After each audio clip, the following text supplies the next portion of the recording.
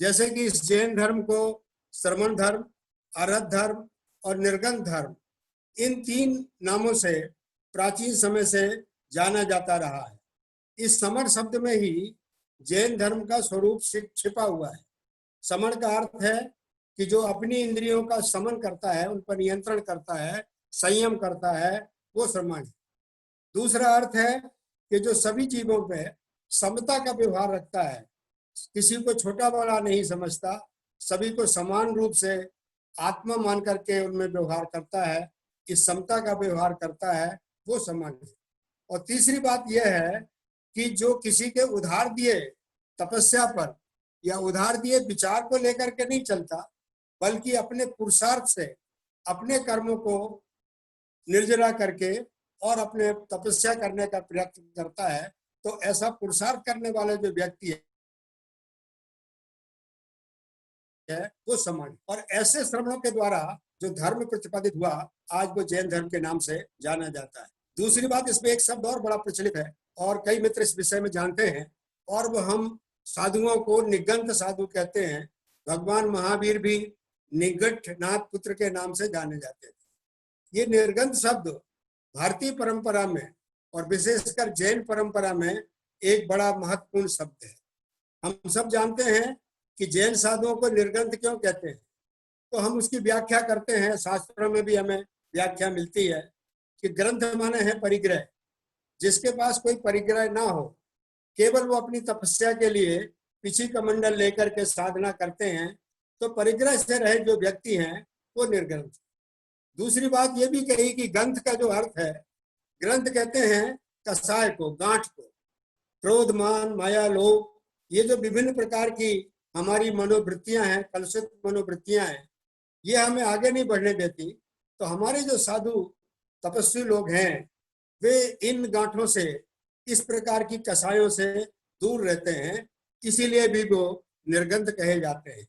मुझे एक बार और समझ में आती है कि जो गांठ रहित कहा गया, ये केवल इसका इतना अर्थ नहीं है कि वो परिग्रह से रहित हैं या कसायों से रहित। ऐसा प्रतीत होता है कि उनके जो गांठ नहीं है, उसका एक बड़ा सुंदर उदाहरण हमारे शास्त्रों में मिलता है कि जैसे हम गन्ने को देखते हैं और गन्ने में पूरी जगह रस रहता है, लेकिन गन्ने में जहाँ गांठ होती है वहां रस नहीं रहता, वो सूखा होता है, कड़क होता है। तो इसका मतलब ये हुआ कि हमारे जो साधु अगर नीरस है तो वो साधु नहीं है।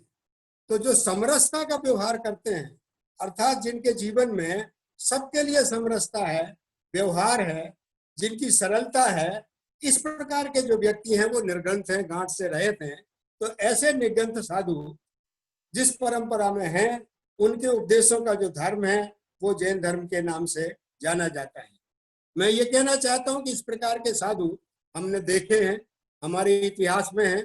परम पूज्य संत शिरोमणि आचार्य श्री विद्यानंद जी महाराज, परम पूज्य तपस्वी संत शिरोमणि आचार्य श्री विद्यासागर जी महाराज, परम पूज्य वात्सल्य भारती आचार्य श्री वर्धमान सागर जी महाराज, और भी हमारी समाज में जितने मूर्धन्य तपस्वी ज्ञानाराधिक संत हैं, ये सब मृदुता से ओतप्रोत हैं, समरसता से ओतप्रोत हैं, इसलिए वो निर्गंध श्रमण है। और उन निर्गंध श्रमणों को जो जीवन है वो हमें ये सिखाता है कि जो जैन धर्म है वो जैन धर्म गुणों को अर्जन करने का धर्म है। हमें और जैन धर्म से कोई चीज अर्जित नहीं होती। हम ना धन कमाते हैं, ना कोई यश कमाते हैं, हम गुणों का अर्जन करना सीखते हैं। और जो धर्म हमें गुणों की पूजा करना, आप नमोकार मंत्र का जाप करते हैं, उसमें और कुछ नहीं है, गुणों को नमस्कार है। तो ऐसे गुणों का अर्जन सिखाने वाला, सीखने वाला जो धर्म है वो जैन धर्म। एक बात और हमें जैन धर्म के संबंध में, चूंकि मेरे साथ कई विद्यार्थी भी हैं, युवक लोग भी हैं, वो भी जानना चाहते हैं कि वास्तव में जैन धर्म हमें जो है विषमता से दूर समता की ओर ले जाने वाला धर्म है। तो हम ये कह सकते हैं कि जैन धर्म का जो मुख्य आधार है, वह आधार हमारे ग्रंथों में जो वर्णित है वो यही कहा गया कि समभावो सामाय्यम। हमारी सामायिक क्या है कि समभाव की जो साधना है वही सामायिक। और इसीलिए हमारे प्राचीन ग्रंथों में एक बड़ी सुंदर पंक्ति मिलती है, नो हीणे नो ऐरित्य। इस संसार में जितने प्राणी हैं, जिनको भी हम देखते सुनते हैं उनमें कोई तो ना हीन है और ना कोई विशिष्ट। हम मंच पे बैठा देते हैं कि हमारे विशिष्ट अतिथि हैं, विशेष अतिथि हैं, विशेष व्यक्ति हैं, लेकिन वस्तुतः अगर हम देखें आत्मा की दृष्टि से सब में आत्म तत्व का एक सा स्वरूप है। तो जैन धर्म ये मान के चलता है कि सभी अपनी आत्मा की मुक्ति करने के लिए बराबर की शक्ति रखते हैं, और इसलिए ना कोई काला है, ना कोई ठिगना है, ना कोई लंबा है, ना कोई छोटा है। ये जो बाहरी हम भेद करते हैं ये जैन धर्म के भेद नहीं है। हम देह के आधार पर ये भेद करते हैं, आत्म की दृष्टि से भेद करने की जरूरत नहीं है। हमारा एक ग्रंथ है परमात्म प्रकाश, बहुत प्रसिद्ध ग्रंथ है और वो साधक कबीर के द्वारा लिखा गया। उसमें इन्होंने एक सुंदर बात कही कि किसी भी जीव को छोटे बड़े, ऊंच नीच की दृष्टि से देखना, अगर कोई व्यक्ति ऐसा देखता है तो ना वो दर्शन जानता है, न ज्ञान जानता है, न चारित्र जानता है। हमें वो लेखक कहते हैं कि देह विभेय हम जो पुणई जीवा हम भेद विचित्र सो न विलक्षण मुणई ता दंशन नान चढ़। तो इस प्रकार से ये बाहरी भेद को मिटाने वाला जैन धर्म है और सभी को समानता का संदेश देने वाला जैन धर्म। वास्तव में हम थोड़ा जैन धर्म को और गहराई से समझें। अभी कुछ प्रसंग हुआ, लोगों ने कहा कि एक छोटी पुस्तक आप जैन धर्म पर लिखें, तो मैंने अभी इन 4-5 महीनों में जतन की जिंदगी करके एक पुस्तक जैन धर्म पर 100 पेज की लिखी। और जब उस पुस्तक को लिखने लगा तो पता चला कि जैन धर्म की कई ऐसी विशेषताएं हैं जो दूसरे धर्मों में नहीं है। जैसे आप देखें कि जैन धर्म न तो शास्त्र परक, किसी एक शास्त्र पर आधारित नहीं है, न व्यक्ति परक है, न किसी एक व्यक्ति पर आधारित है, न चमत्कार परक है कि कोई चमत्कार हो गया हो इसलिए धर्म चल गया हो, और न कोई काल परक है कि 8वीं शताब्दी में शुरू हो गया, 10वीं में शुरू हो गया, 14वीं तक रहेगा। तो काल परक भी नहीं। जैसे कि हम जानते हैं कि किसी धर्म का वेद आधार है, किसी धर्म का बाइबल आधार है, किसी धर्म का कुरान शरीफ आधार है, तो ऐसे कई ग्रंथों पर आधारित धर्म हमारे विश्व में प्रचलित। लेकिन जैन धर्म किसी एक ग्रंथ पर नहीं है। हमारी जिनवाणी जो है वो विभिन्न भाषाओं में और विभिन्न ग्रंथों पर विकसित हुई है। तो इस तरीके से जैन धर्म की बड़ी विशेषता है। अभी अभी आधुनिक युग में सारे विद्वानों ने और सभी साधुओं ने मिलकर के एक समण सुत्तम नाम का एक सर्व स्वीकृत ग्रंथ स्वीकार किया है प्राकृत में, उसकी तैयारी की है। और आज उस ग्रंथ 20-25-30 साल हो गए हैं।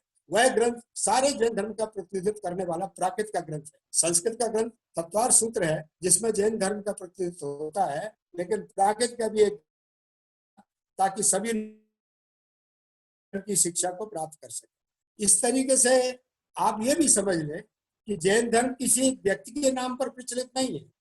जैसे कई हमारे यहाँ धर्म है कि भगवान शिव के नाम पर शैविज्म प्रचलित हो गया, विष्णु के नाम पर वैष्णविज्म प्रचलित हो गया, और भी कई ऐसे धर्म हैं जिनके नाम के आधार पर प्रचलित हुए हैं। लेकिन जैन धर्म किसी व्यक्ति के आधार पर नहीं है, बल्कि उन तीर्थंकरों के वाणी के आधार पर है, उनके उपदेशों के आधार पर है, जहाँ व्यक्ति का कोई महत्व नहीं। तो जैन धर्म में क्या हुआ कि पंथ तो अनेक हुए, बहुत पंथ हुए पूरे इतिहास में, लेकिन उनका धर्म हमेशा एक रहा, आज भी एक है और आगे भी एक रहे। तो धर्म एक है, पंथ और रास्ते अलग अलग हो सकते हैं। इस तरीके से जैन धर्म में हमारे कुछ जो आधुनिक विद्वान हैं, आधुनिक बच्चे हैं, कई बार मुझसे प्रश्न करते हैं कि जैन धर्म इतना विशाल है, इतनी उसकी तत्व चर्चा है, मीमांसा है, इतने उसके सिद्धांत हैं कि हम उसको समझ नहीं पाते। तो ये आज की समस्या नहीं है, पहले भी आचार्यों के सामने ये समस्या थी। तो एक ग्रंथ भारतीय संस्कृति में मिलता है, सर्वदर्शन संग्रह, और सर्वदर्शन संग्रह ने एक बड़ी सुंदर बात कही। उन्होंने जब हमको संक्षेप में कहना है,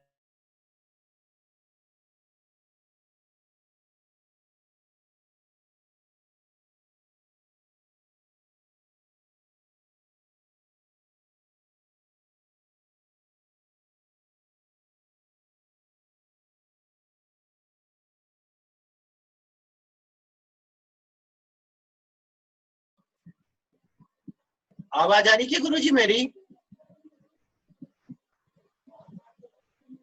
और चाहे साधु की क्रिया हो, जो भी हम जैन धर्म का विस्तार देखते हैं उन सब के मूल में अहिंसा मूल में है।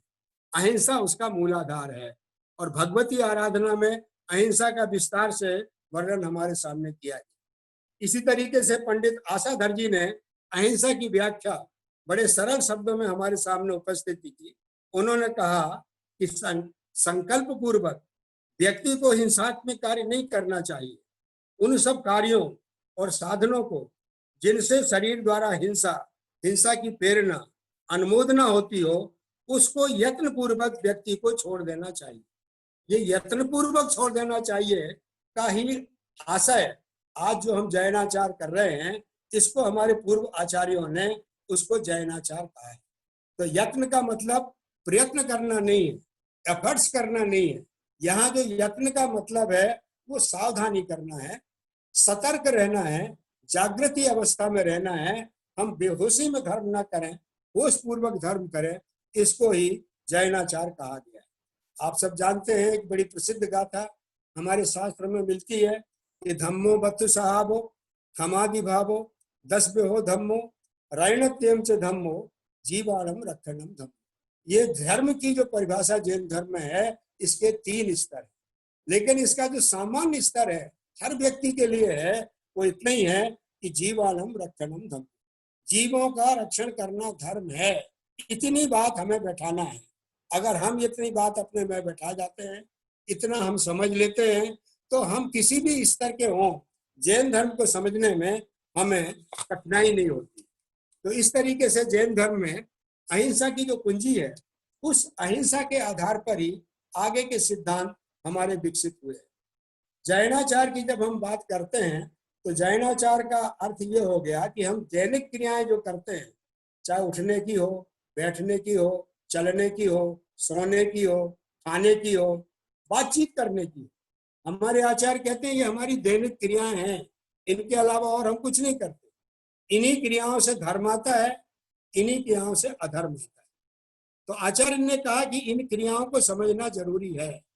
इनको अगर हम मिनिमाइज करेंगे, इनको हम अल्पीकरण करेंगे, कम से कम करेंगे, तो हम निश्चित रूप से धर्म की ओर बढ़ेंगे। और इसके लिए हमारे जैन शास्त्रों में एक बड़ा सुंदर उदाहरण दिया गया।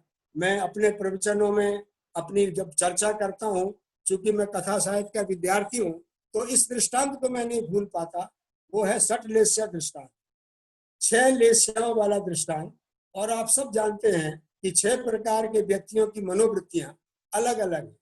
किसी को अपनी भूख मिटानी है तो वो पेड़ को जड़ से भी काटने के लिए तैयार है, दूसरा उसके तने को काटने तैयार है, तीसरा उसकी मोटी डाल को काट रहा है, चौथा उसकी टहनियों को काट रहा है, चौथा जो है जाकर के गुच्छे तोड़ रहा है, पांचवा कहता है मैं पके फल ही तोड़ लेता हूँ, और छठा कहता है अरे बेवकूफ हो, तुम ये सब क्यों तोड़ रहे हो, तोड़ने की जरूरत नहीं है, जोड़ने की जरूरत है, नीचे आओ, ये इतने फल यहाँ पड़े हुए हैं, इनको हम खाएंगे तो हमारी भूख मिट जाए।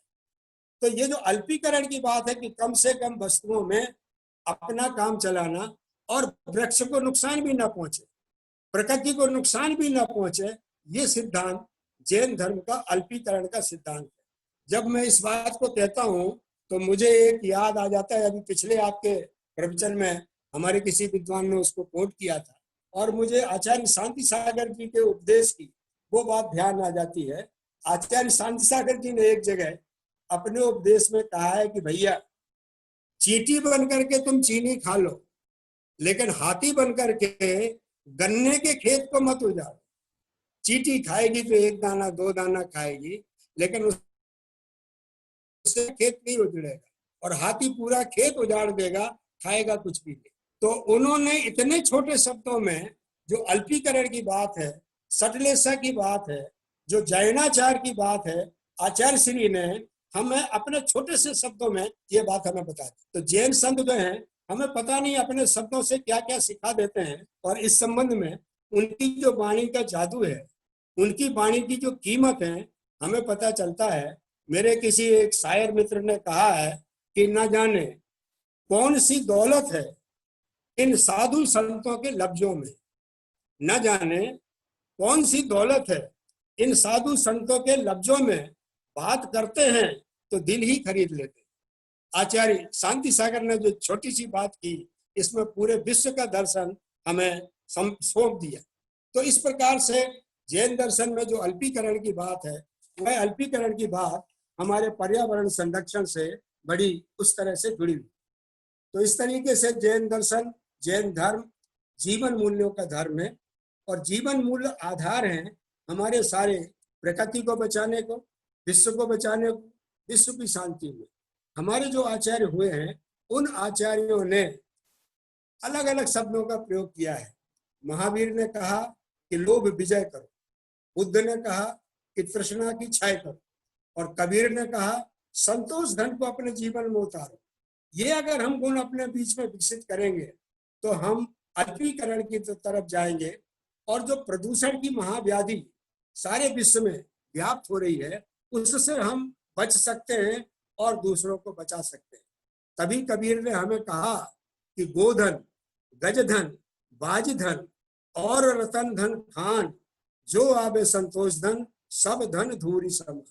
तो ये जो संतोष धन है, ये जैन दर्शन हमें सिखाता है कि इसके बिना हम अपने जीवन को सुखी नहीं कर सकते, और हम पर्यावरण को बचाने का प्रयत्न हम जैन दर्शन के जो ये सिद्धांत हैं उनसे कर सकते हैं। पर्यावरण को बचाने, प्रकृति को बचाने का जो प्रसंग हमारे जीवन में आते हैं, मुझे अभी एक प्रसंग, मैं एक किताब लिख रहा था, अपभ्रंश साहित्य का इतिहास, अभी पिछले 2 साल पहले ही वो तैयार होकर के छपी। अपभ्रंश साहित्य का इतिहास जब लिख रहा था तो एक ग्रंथ मुझे मिला, लखम देव का नेमिनाह चढ़ी, और उस पर डॉक्टर सरोज जैन ने पीएचडी की है, वो छपा भी। उस ग्रंथ में एक प्रसंग आता है, आप सब जानते हैं, राजुलमती और नेमिनाथ की जो कथा आपको परिचित। नेमिनाथ जब राजुल से विवाह करने के लिए गए और पशुओं को उन्होंने देखा, पशुओं को बचाने के लिए वो विवाह छोड़ करके पर्वत पर जाने लगे, तो सभी दुखी हुए, राजुल भी दुखी हुई। लेकिन राजुल अपनी सखी से उस दुख का कारण कहती है। वो कहती है, हे सखी, मेरे पति ये सब छोड़ करके, विवाह अधूरा छोड़ करके और जो तपस्या करने निकल रहे हैं, इसके पीछे मुझे एक कारण नजर आ रहा है, और मुझे ऐसा प्रतीत हो रहा है कि मैंने पिछले जन्म में फल से युक्त किसी छोटे से पौधे को उखाड़ दिया था, और उसका परिणाम यह है कि जैसे वो फल, जैसे वो वृक्ष पूरी तरीके से नहीं बढ़ सका, पूर्णता को प्राप्त नहीं हो सका, उसी तरीके से मेरा ये विवाह है, पूर्णता को प्राप्त नहीं हो सका। अब वृक्षों को बचाने की बात, फल को बचाने की बात, जैन धर्म के ऐसे सूक्ष्म उल्लेख हमें जो है जैन साहित्य में उपलब्ध होते हैं। बहुत से उल्लेख हैं, उनकी चर्चा सब यहाँ करना संभव नहीं है, लेकिन कुछ बातों को मैं कहना चाहूंगा। और हमारे आचार्यों ने अपनी जो बात कही है, वो बात केवल मौखिक रूप से नहीं कही, केवल सिद्धांत के रूप में नहीं की, बल्कि उसके दृष्टांत हमें दिए। उन्होंने कहा कि संयम पूर्ण जीवन ही हमें पर्यावरण संरक्षण में मदद कर सकता है, हमारी जीवन को उन्नत कर सकता है, जैन धर्म में हमारा प्रवेश करा सकता है। और इसके लिए एक बड़ा सुंदर उदाहरण हमारे शास्त्रों में मिलता है, और वो उदाहरण है, हमारे शास्त्रों में जैनागमों में कहा गया कि सुई जहाँ ससुप्ता न नसई कै बरम भी पड़िया भी, जीवो भी ता ससुप्तो न नसई गौ भी संसार। बड़ी सुंदर बात उसमें कही गई कि जैसे धागे में पिरोई हुई सुई कचरे में गिर जाने पर भी गुम नहीं होती है, उसी प्रकार से नियम युक्त संयमी व्यक्ति इस संसार में परिभ्रमण करने पर भी अपनी पहचान बनाए रखता है, अतः वो किसी ना किसी भाव में मुक्ति को प्राप्त कर सकता है। अब देखिए, बात छोटी सी है सुई और धागे की, लेकिन आप अगर देखें, विस्तार से देखें, तो यहाँ सुई जो है बड़ा उदाहरण, बड़ा सार्थक उदाहरण है। धागा सुई का स्वभाव है, उसके बिना वह जोड़ने का काम नहीं कर सकती है। बिना धागा के यदि सुई लावारिस पड़ी हो तो लोगों के पैरों में चुभ सकती है, उसके घातक घाव हो सकते हैं। तो हम समझें कि आज की जो सुई है, हमारी ये सारी वैज्ञानिक प्रगति, सारी भौतिक प्रगति, सारे हमारे संसाधन ये सुई की तरह है। अगर उन वैज्ञानिक उपकरणों के साथ मनुष्य का मर्यादित संयमित मस्तिष्क नहीं रहेगा तो वो वैज्ञानिक जो उपलब्धियां हैं, वैज्ञानिक जो साधन है, हमें विनाश कर डालेंगे, विनाश की ओर ले जाएंगे। तो हम संयम रूपी धागा को विकास रूपी सुई के साथ यदि जोड़ के रखेंगे तो विश्व के विनाश की लीला बच सकती है। तभी हम कह सकते हैं कि क्षेमम समम प्रजानम सर्वे भवन्तु सुखिनः। तो इस तरीके के हम विश्व की शांति की अगर बात कर सकते हैं तो संयम और अल्पीकरण के कारण ही कर सकते हैं। थोड़ी सी चर्चा में और करना चाहूंगा, क्योंकि जत्नाचार की बात जब आई है तो मैं कहना चाहूंगा कि आज हम जिस पीरियड से गुजर रहे हैं, और ये पीरियड लॉकडाउन का पीरियड है, हमारे ऊपर कई प्रतिबंध सरकार के द्वारा, शासन के द्वारा, और कई हमारे मेडिकल जो हमारे प्रशासन वगैरह हैं उनके द्वारा लगाए गए।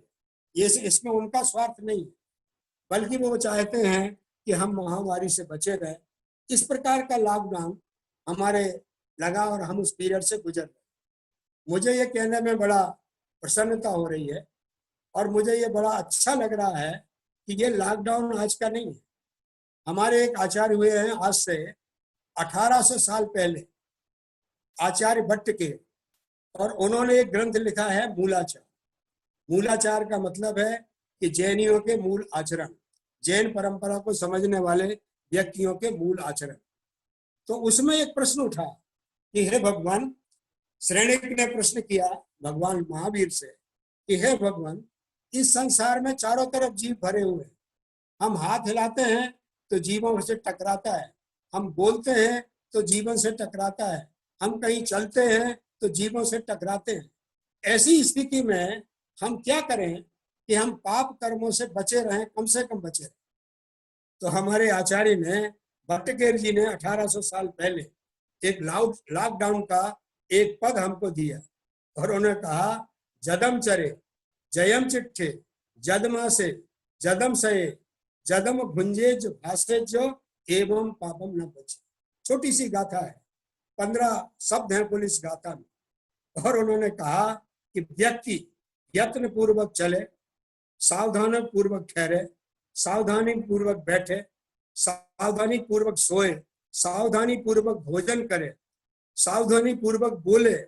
अगर इतनी जो दैनिक क्रियाएं हैं उनमें वो सावधानी रख ले, उसमें होश संभाल ले, बेहोशी में नहीं करे, सजग रह करके इन क्रियाओं को करें तो वो पाप कर्म को ज्यादा नहीं बांधेगा और कम से कम बांधेगा। ये हमारे आचार्य ने कहा। वही आगम परंपरा में जो दूसरी संप्रदाय है अर्धमागधी के आगम में 10वें कालिक सूत्र में भी इसी बात को कहा गया, और सेम उसी तरह की गाथा उन्होंने भी कही। उन्होंने भी यही बात कही कि हमें अपनी दैनिक क्रियाओं पर संयमन रखना जरूरी है। उत्तराधीन सूत्र एक बड़ा प्रसिद्ध ग्रंथ है, उसमें इस जो जैनाचार है उस जैनाचार का विस्तार से विवेचन हमको प्राप्त होता है कि कैसे हम जैनाचार का पालन करें। तो वास्तव में यह मनोवैज्ञानिक समाधान हमें अपने जीवन की क्रियाओं को सुधारने के लिए दिया गया है। हमारे आचार्यों ने हमें सुधारने के लिए दिया गया।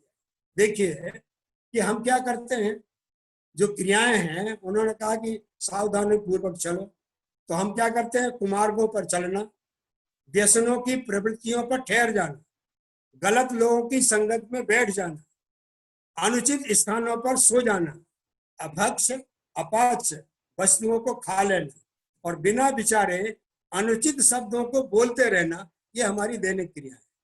और अगर हम ऐसी क्रियाएं करते रहेंगे तो ना तो हम बीमार पड़ेंगे, हम लोगों को नुकसान करेंगे, हम खुद बीमार होंगे, और इस तरीके से हम पूरे विश्व को बीमारी से ग्रसित कर देंगे, अपना भी हानि करेंगे और दूसरों की भी हानि करेंगे। तो हमें आचार्य ने कहा कि तुम जतन करो। जतन का मतलब यहाँ प्रयत्न करना नहीं है, एफर्ट्स करना नहीं है। जतन का मतलब यहाँ सावधानी करना है कि तो तुम जो कुछ भी क्रियाएं करना चाहते हो, दैनिक क्रियाएं करना चाहते हो, उनको सावधानी से, पुरुषार्थ पूर्वक और होश पूर्वक करो। आज हम बड़े यात्रा में चलते हैं इधर उधर, कई जगह लिखा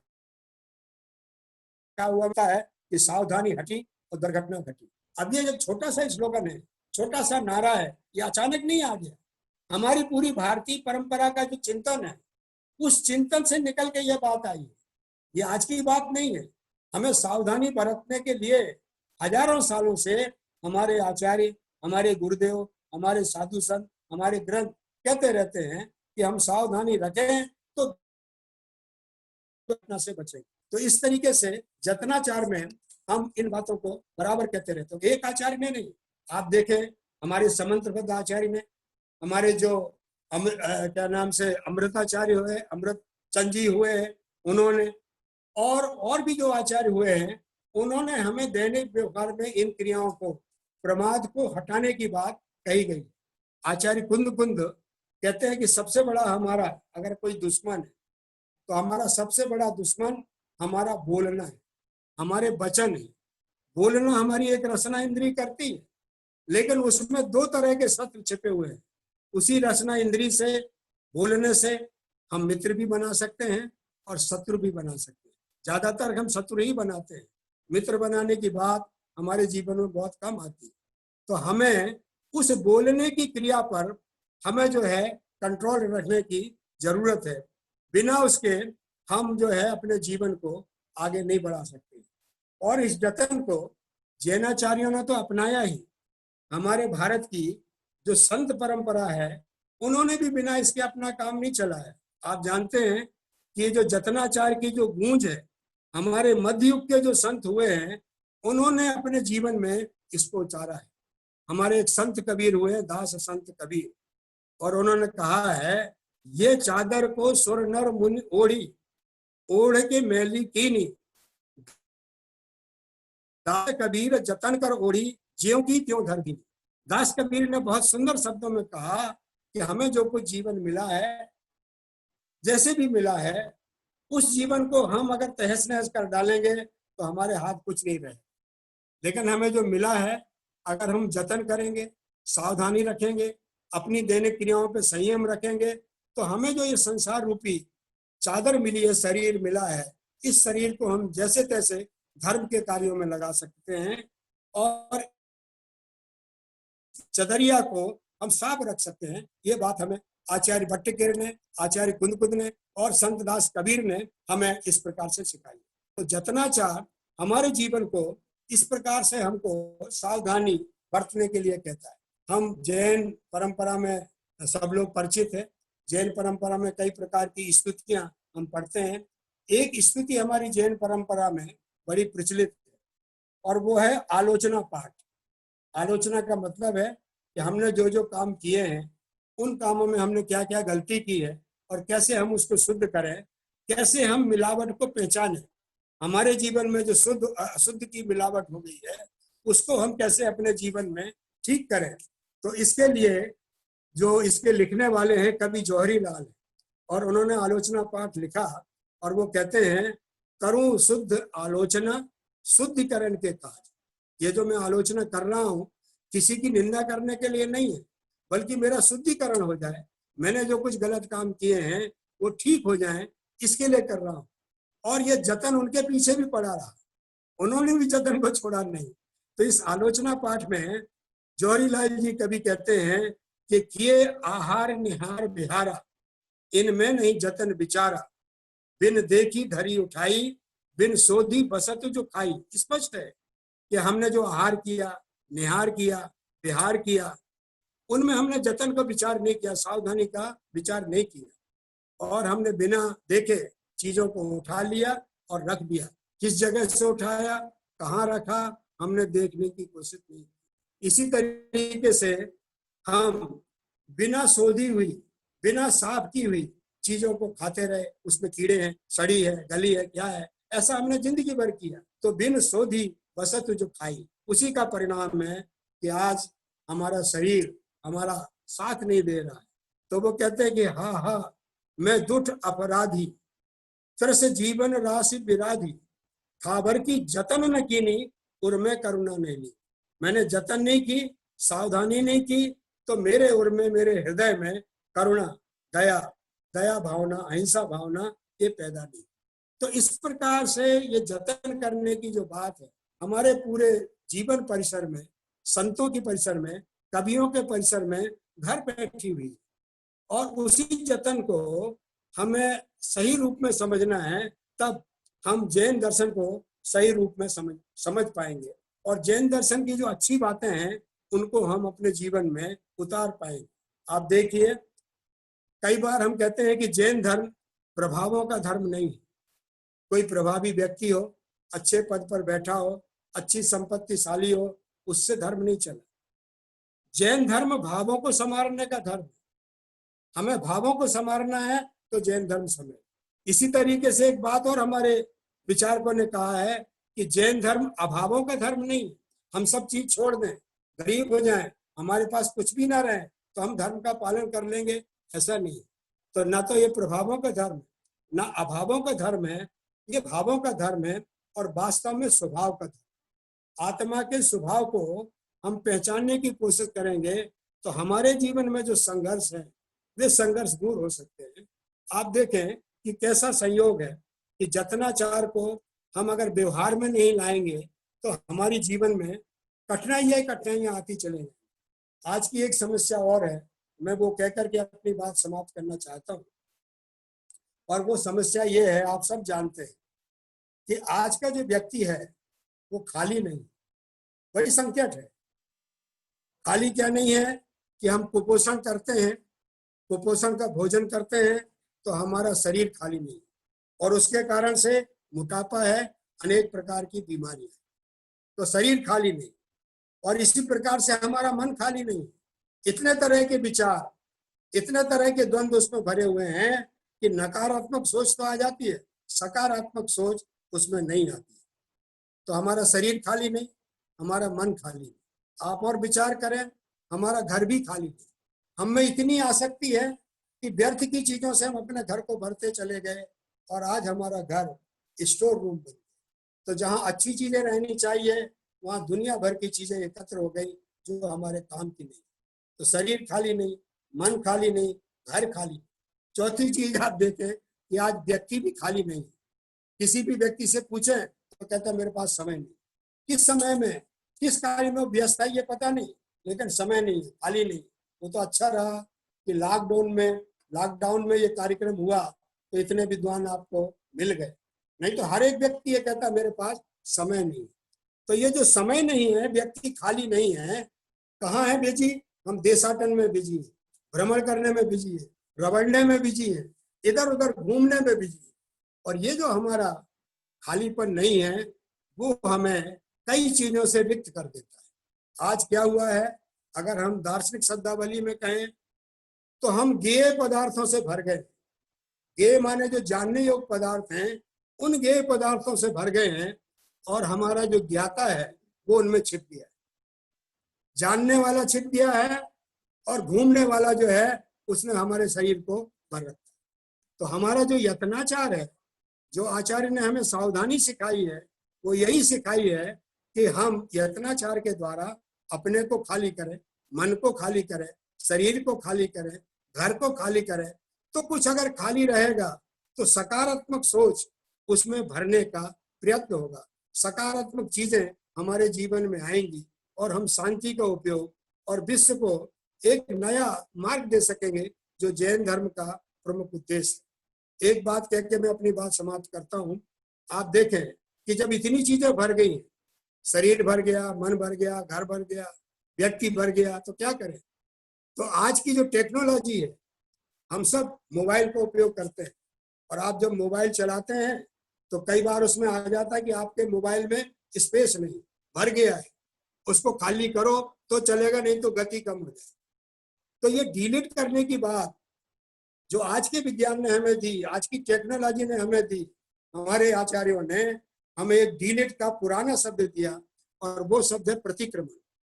प्रतिक्रमण का मतलब है कि जो कुछ भी हमने किया है, हम अपनी हद से बाहर चले गए, हमें जो नहीं करना चाहिए था वो हमने कर लिया है, हम वहां से लौटे, हम उन चीजों को मिथ्या करें, उन चीजों के प्रति पश्चाताप करें, और वहां से अगर हम अपनी तरफ आएंगे, अपने स्वरूप की तरफ आएंगे, तो हम अहंकार को छोड़ सकेंगे और संस्कार को ग्रहण कर सकेंगे। जैन धर्म इतना ही सिखाता है कि अहंकार हमसे छूटे और संस्कार हमारे जीवन में आए। मैं एक शब्द ही कहना चाहूंगा कि जीवन जितना सादा रहेगा, तनाव उतना आधा रहेगा, और तनाव अगर आधा रहेगा तो हम धर्म की दृष्टि से और हम सदाचार की दृष्टि से संयम की दृष्टि से अपने जीवन को भर सकेंगे। मैं अपने एक मित्र की, एक विचारक की बात कह के अपनी बात समाप्त करता हूं। और उन्होंने बड़ी सुंदर बात कही कि कभी खुद से भी मिलो। उन्होंने बड़ा अच्छा कहा कि कभी खुद से भी मिलो, कभी खुद से भी बात करो। जिसे ढूंढ रहे हो मंदिर मस्जिद में, उसे अपने भीतर भी तलाश करो। ये अपने भीतर जानने का जो मार्ग है वो यत्नाचार है। इसका हम सीखेंगे, इस पर चर्चा करेंगे तो हम जैन धर्म को भी समझ सकेंगे और अपने जीवन को सफल बना सकेंगे। आप सब मित्रों ने सुना, बहुत बहुत धन्यवाद। सभी श्रोताओं को और सभी आयोजकों को मिच्छामि दुक्कडम।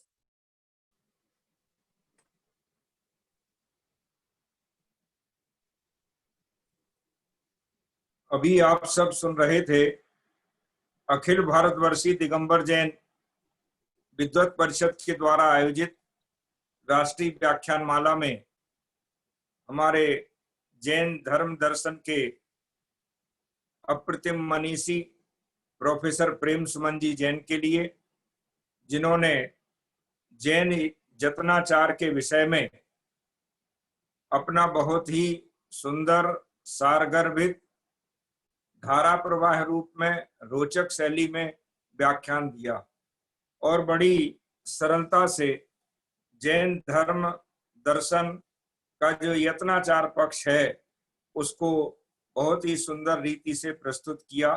मैं उनके प्रति हार्दिक कृतज्ञता व्यक्त करता हूं। और आज उन्होंने जिस तरीके से धारावाहिक रूप में बिना रुके, बिना किसी प्रकार की झिझक के पूरा व्याख्यान दिया, उससे एक उनकी आज एक नई शैली के दर्शन मुझे हुए और मुझे विश्वास है कि वे आगे भी इसी प्रकार व्याख्यान शैली को अपनाएंगे और हमारे जो युवा साथी हैं उन्हें आपकी नकल करने का एक अवसर प्रदान करेंगे। आज के संदर्भ में पहले तो मैंने अभी एक 4 पंक्तियां लिखी हैं, मैं उन्हें लोभ समरण नहीं कर पा रहा हूं और उन्हें सुनाना चाहता हूं कि व्रति अहिंसा सत्य अचौर्य, व्रति अहिंसा सत्य अचौर्य, अपरिग्रह ब्रह्मचर्य, धारण कर लो प्रेम सुमन को, धारण कर लो प्रेम सुमन को, कहते हैं गुरुवर्य। जैन धर्म ने कहा सदा ही, जैन धर्म ने कहा सदा ही, शाश्वत सत आचार, जियो और जीने दो जग में, जियो और जीने दो जग में, मानो जतनाचार, मानो जतनाचार। बहुत बहुत कृतज्ञता के साथ। और मैं जो उन्होंने यत्नाचार संबंधी अभी इस कोरोना काल में पुस्तक का निर्माण किया है, मैं चाहता हूं उसे वो यथाशीघ्र प्रकाशित करवाएं ताकि सब लोग उससे लाभ उठा सकें। आज के कार्यक्रम डॉक्टर सुमत कुमार जी जैन ने दिया, मैं उनके प्रति भी हार्दिक कृतज्ञता व्यक्त करता हूं। आज हमारे विशिष्ट श्रोता वर्ग में जिन्होंने इस व्याख्यान माला में अपनी सहभागिता की, मुझे बहुत प्रसन्नता है उनके नाम लेते हुए।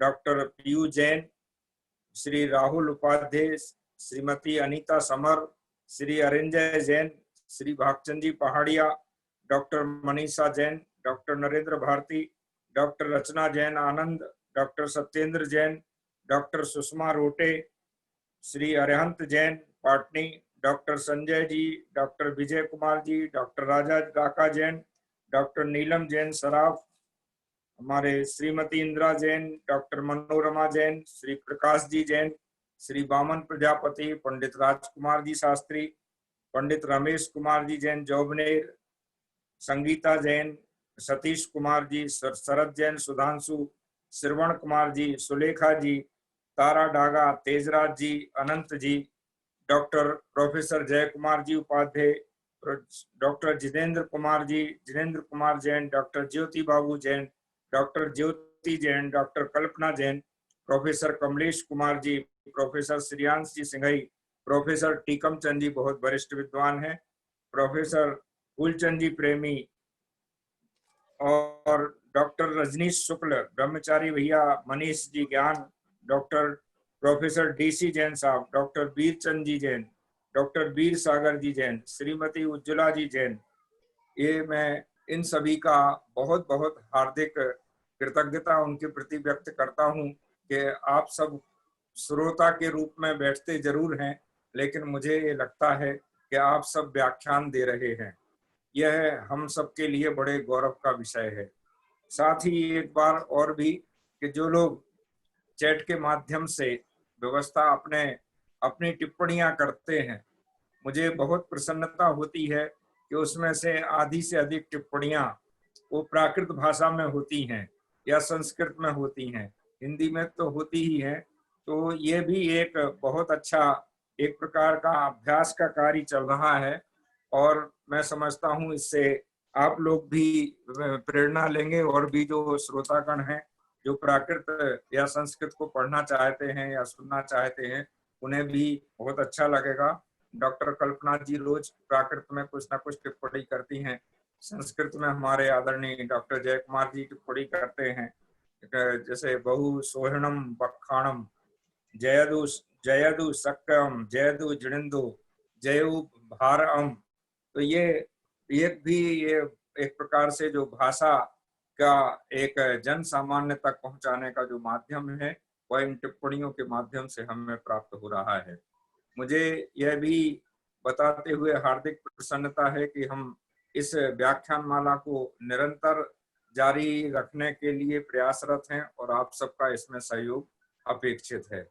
कल हमारे जो युवा विद्वान हैं जो भी प्राकृत जिज्ञासा कार्यक्रम के माध्यम से संपूर्ण जैन समाज में, संपूर्ण भारतवर्ष में जैन अजैन समाज में विद्वानों के बीच में चर्चित हैं और जिन्होंने एक नया विषय लिया है जैन धर्म और भारतीय दंड संहिता, इस विषय पर उनका व्याख्यान होगा आदरणीय डॉक्टर सत्येंद्र कुमार जी जैन जयपुर। और हम सब ठीक 8 बजे प्रतिदिन की तरह उन्हें भी सुनेंगे। मैं इसी आशा के साथ सभी को जय जिनेंद्र करता हूं और जिनवाणी स्तुति के लिए